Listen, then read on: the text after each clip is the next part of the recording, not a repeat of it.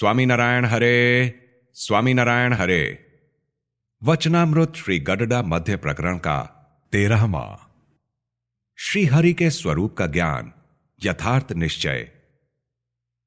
संवत 1878 में श्रावण कृष्ण अमावास्या 27 अगस्त 1821 को स्वामी श्री सहजानंद जी महाराज श्री गडडा स्थित दादा खाचर के राजभवन में श्री वासुदेव नारायण के मंदिर के बरामदे में गद्दी पर विराजमान थे।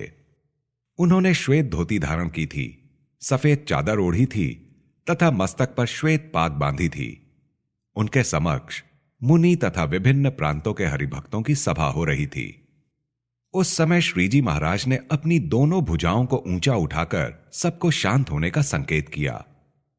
फिर अपने मुखारविंद के समक्ष स्तुति करके बैठे हुए संतों को संबोधित करते हुए श्रीजी महाराज कहने लगे कि हे संतों, आप लोगों में जो बड़े बड़े संत हों और बात को समझते हों वे आगे आकर बैठें, और मैं जो एक बात कहता हूं उसे सब ध्यान देकर सुने।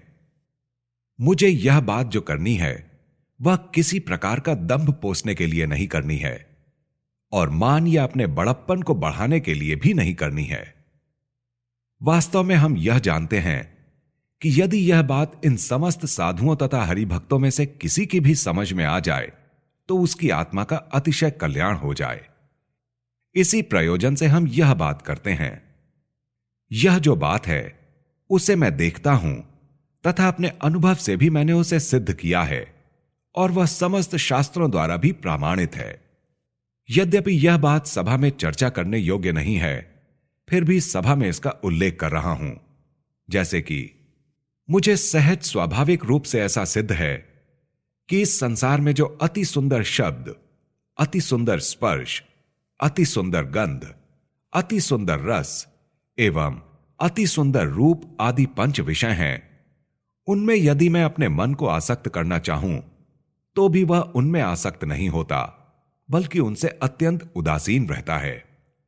मुझे तो अच्छे पंच विषय हों अथवा बुरे पंच विषय, दोनों में समान भाव ही रहता है और मेरे लिए राजा और रंक भी समान लगते हैं तथा त्रिलोकी का राज्य शासन करना और भिक्षा मांगकर खाना दोनों समान लगते हैं और हाथी के ओहदे पर बैठना तथा पैदल चलना वह भी समान लगता है और कोई चंदन अथवा पुष्प या अच्छे वस्त्र एवं आभूषण अर्पित करे अथवा कोई धूल की वर्षा करे, दोनों में समान भाव है और कोई मान सम्मान करे अथवा अपमान करे, दोनों भी समान लगते हैं तथा सोना, चांदी, हीरा हो अथवा कूड़ा या कचरा हो, दोनों में मेरा समान भाव ही रहता है और मुझे ऐसा भी नहीं लगता कि यह हरिभक्त बहुत बड़ा है और वह हरिभक्त छोटा है। मुझे तो सभी हरिभक्त समान ही लगते हैं और मेरे अंतःकरण में अति तीव्र वैराग्य है, फिर भी मुझे उसका भार नहीं लगता। जैसे किसी ने सिर पर पत्थर उठाया हो अथवा रुपयों एवं स्वर्ण मुद्राओं की थैली कमर में लटकाई हो तो उसे इनका बोझ महसूस होता है, परंतु मुझे किसी प्रकार के गुणों का बोझ महसूस नहीं होता और मुझ में जो सद्धर्म है और मैं ब्रह्म हूं, ऐसा जो ब्रह्म ज्ञान है उसका अहम भी मुझे किसी तरह महसूस नहीं होता और बाह्य रूप से मैं किसी पदार्थ की प्रशंसा करता हूं या उनकी आलोचना भी करता हूं, वह तो मैं जानबूझकर करता हूं और जिस जिस पदार्थ में इंद्रियों की वृत्तियों को बलपूर्वक जोड़ता हूं तो अत्यंत ही कठिनाई से उन पदार्थों तक मेरी वृत्तियां जाती हैं। जब मैं इन्हें शिथिल करता हूं तो तुरंत वे लौटकर अंतर सम्मुख हो जाती हैं। उदाहरण रूप, आकाश में फेंका गया पत्थर उतना ही दूर जाता है जितना फेंकने वाले की कलाई में जोर होता है। फिर वह पत्थर पृथ्वी पर गिर जाता है और जैसे बहुत कमजोर पशु को मनुष्य जब तक बलपूर्वक ऊंचा उठाकर रखता है तब तक वह उसी दशा में रहता है, फिर हाथ हटा लेने पर नीचे गिर पड़ता है और कोई बलवान पुरुष दांतों से पूरी सुपारी को तोड़ डालता हो, परंतु जब वह 10-20 नींबू चूस लेता है तब वह भुने हुए चने को भी बहुत मुश्किल से चबा सकता है। वैसे ही विषयों के सन्मुख वृत्तियों को बलपूर्वक जोड़ते हैं, तब वह कठिनाई से जुड़ पाती हैं। यह जो मुझे स्वाभाविक सिद्ध है उसका क्या कारण है? तो मेरी इंद्रियों की वृत्ति प्रतिलोम होकर हृदयाकाश में सदैव स्थित रहती है और उस हृदयाकाश में अतिशय तेज दिखाई पड़ता है। जैसे वर्षा काल में आकाश में सर्वत्र बादल छाए रहते हैं, वैसे ही मेरे हृदय में सर्वत्र तेज ही तेज व्याप्त रहा करता है। उस तेज में एकमात्र भगवान की मूर्ति ही दिखाई पड़ती है, जो अत्यंत प्रकाशमय है। यद्यपि वह मूर्ति घनश्याम है, परंतु वह अतिशय तेज के कारण श्याम नहीं बल्कि अत्यंत श्वेत दिखाई पड़ती है। और वह मूर्ति द्विभुज है। उस मूर्ति के 2 चरण हैं। वह अतिशय मनोहर है। वह मूर्ति चतुर्भुज अथवा अष्टभुज या सहस्त्रभुज नहीं है। वह मूर्ति अति सौम्य है और मनुष्य के जैसी उसकी आकृति है तथा किशोर स्वरूप है। वह मूर्ति उस तेज में कभी खड़ी तो कभी बैठी हुई और कभी घूमती फिरती दिखाई पड़ती है। और उस मूर्ति के चारों ओर मुक्तों के मंडल बैठे हुए हैं। वे सभी मुक्त एक दृष्टि से उन भगवान की मूर्ति की ओर देख रहे हैं। उस मूर्ति को हम प्रकट प्रमाण रूप में अभी भी देखते हैं तथा जब सत्संग में नहीं आए थे तब भी देखते थे और माता के गर्भ में रहने पर भी देखते थे और गर्भ में आने के पहले भी उसे देखा करते थे। तथा हम बोलते हैं, यह भी वहां बैठे हुए ही बोलते हैं और आप सब भी वहां ही बैठे हैं, ऐसा मैं देखता हूं। परंतु यह गडडा शहर या यह बरामदा आदि बिल्कुल नहीं दिखाई पड़ता। और जब इस स्वरूप का ज्ञान जिसे हो जाता है, उसको हमारे समान किसी भी विषय सुख में आसक्ति रहती ही नहीं है। और उस स्वरूप को आप भी देखते हैं, परंतु वह पूर्णतः आपकी समझ में नहीं आता है। इसीलिए जब इस स्वरूप की उपरोक्त वार्ता यथार्थ रूप से समझ में आ जाएगी, तब पंच विषयों या काम क्रोधादि स्वभावों पर विजय प्राप्त करने में प्रयास करना नहीं पड़ेगा, बल्कि वे सहज ही रूप से जीते जाएंगे।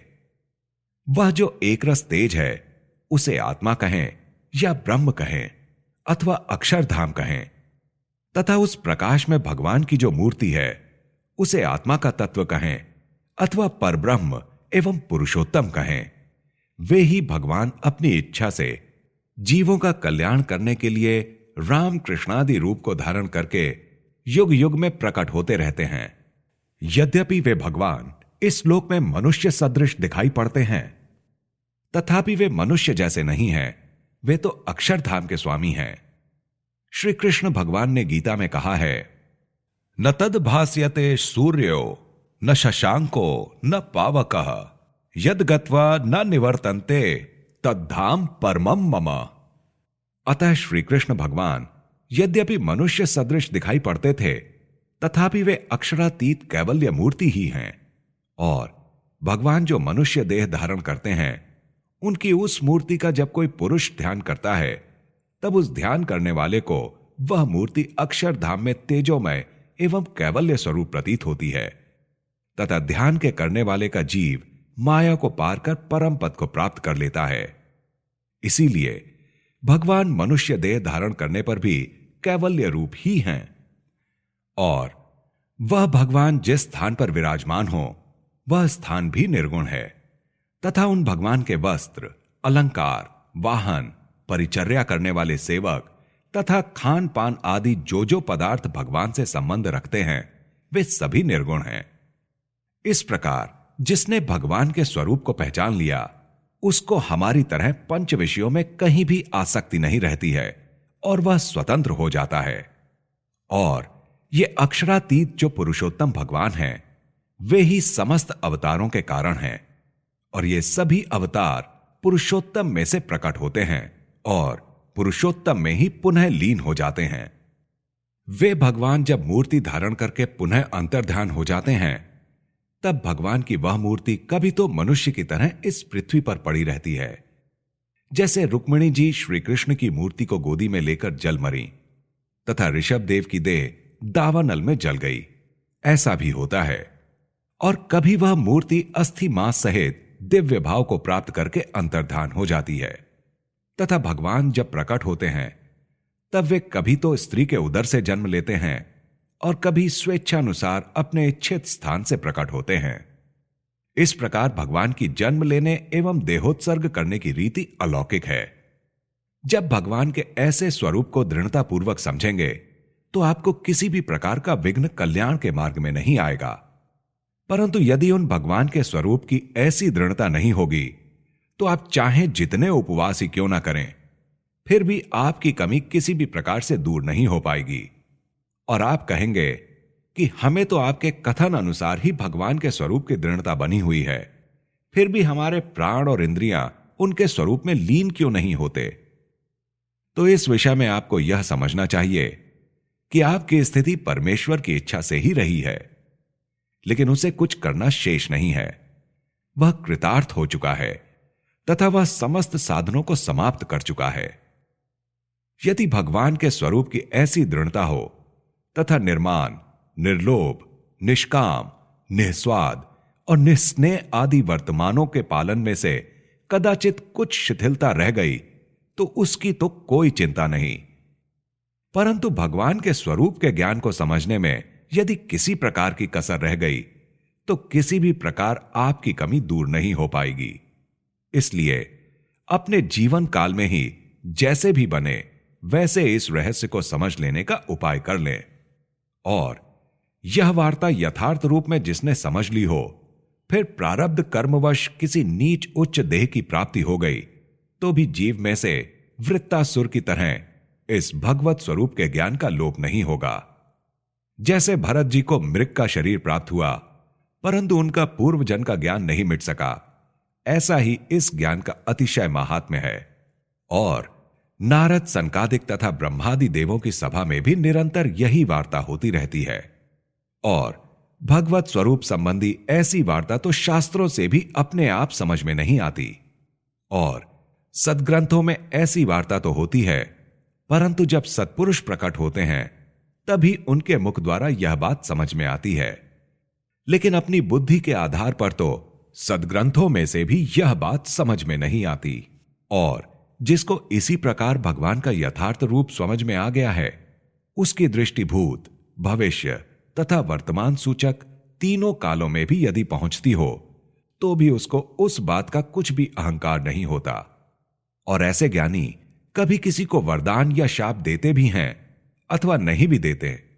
वे कहीं पर निर्भय रहते हैं तो कहीं पर भयभीत भी दिखते हैं, परंतु ऐसे कारणों से वे अपने मन में किसी प्रकार का हर्ष या शोक तो नहीं लाते। भगवान का इस प्रकार का जिसको दृढ़ आश्रय होता है वह जानबूझकर अशुभ कर्म करता ही नहीं है, परंतु कदाचित विषम देश कालादि के संयोग से यदि उससे कोई अशुभ कर्म हो भी गया तो कल्याण मार्ग से ऐसे दृढ़ आश्रय वाले भक्त का पतन कभी नहीं होता। अतः भगवान के दृढ़ आश्रय के समान अन्य कोई निर्विघ्न मार्ग है ही नहीं। और जिसको यह बात समझ में आ चुकी हो उसका महान आशय होता है। देखिए ना, यद्यपि हमें परमहंसों तथा सत्संगी जनों से कोई स्वार्थ नहीं सिद्ध करना है, तो भी हम किसी को बुलाते हैं, किसी को डांटते हैं और किसी को निकाल भी देते हैं। इसका एकमात्र यही प्रयोजन है कि किसी भी प्रकार से उसे यह बात समझ में आ जाए तो उसका कल्याण हो जाए। इसलिए आप सब इस स्वरूप ज्ञान की वार्ता को दृढ़तापूर्वक अपनी स्मृति में रखिएगा और यह बात अवश्य समझ लें कि तेजः पुंज अर्थात अक्षरधाम में जो मूर्ति है वे ही ये प्रत्यक्ष महाराज हैं। इस बात को दृढ़ करना। यदि यह बात मानने में संशय हो तो इतना अवश्य मानना कि अक्षर रूप तेज में जो मूर्ति है उसे महाराज देखते हैं। यदि इतना भी जान लिया तो भी हमारे प्रति आपका स्नेह बना रहेगा तथा उससे आपका परम कल्याण होगा। और इस बात को प्रतिदिन ताजा बनाए रखना, लेकिन लापरवाह होकर इसका विस्मरण मत करना। जैसी तुम्हें इस बात की स्मृति आज हो वैसी की वैसी कल भी रखना और जीवन के अंत तक इसे दिन प्रतिदिन बिल्कुल नूतन ही नूतन रखिएगा। और आप भगवान की जो जो बातें करें उस प्रत्येक बात में इस बात का बीज बताते रहना, ऐसी मेरी आज्ञा है। और यह वार्ता इतनी जानदार है कि देह रहने तक भी इसे प्रतिदिन करते रहना तथा देह त्याग के बाद भागवती तन द्वारा भी इसी बात को करना है। और यह जो बात हमने आपको बताई है वह समस्त शास्त्रों का सिद्धांत है और अनुभव में भी यही बात हमें सुदृढ़ है तथा हमने प्रत्यक्ष रूप से देखकर ही आपको यह बात बताई है। यदि हमने इसे प्रत्यक्ष रूप से नहीं देखा हो तो हमें समस्त परमहंसों की कसम है। इस प्रकार श्रीजी महाराज ने अपने भक्त जनों को शिक्षा देने के लिए अपने पुरुषोत्तम होने की वार्ता परोक्ष रूप से कही। यह बात सुनकर समस्त साधुओं तथा हरिभक्तों ने यही दृढ़ता की कि अक्षर रूप तेज पुंज में जिस मूर्ति के रहने की बात कही गई है वही मूर्ति ये प्रत्यक्ष प्रमाण श्रीजी महाराज ही हैं। इति वचनामृतम। इस प्रकार से श्री गडडा मध्य प्रकरण का 13वां वचनामृत पूर्ण हुआ।